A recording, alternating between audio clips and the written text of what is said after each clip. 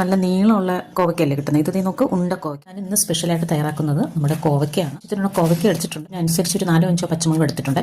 പിന്നെ ഒരു പകുതി എല്ലാം നല്ല കറക്റ്റ് പരുവായിട്ടുള്ള കോവയ്ക്കാണ് കേട്ടോ.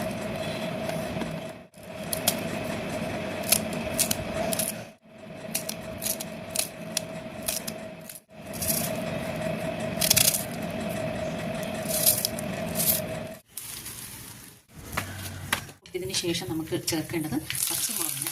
കറിവേപ്പില ഇപ്പോൾ ഇവിടെ ചേർക്കേണ്ടത്. ആദ്യം പച്ചമുളക് ചേർത്തെടുക്കാം. അപ്പോൾ ഒരു പച്ചമുളക് മാറ്റി വെച്ചിട്ടുണ്ടായിരുന്നു കേട്ടോ. 5 ഉണ്ടായിരുന്നു. 4 പച്ചമുളക് കറിവേപ്പില ചേർത്തെടുക്കാം.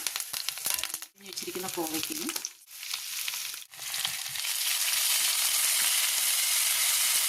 കുറച്ച് കത്തിയതിന് ശേഷം അടച്ചിട്ട് ഞാൻ വെള്ളമൊന്നും ഒഴിച്ചിട്ടില്ല. ബൗളിലേക്ക് മാറ്റാം.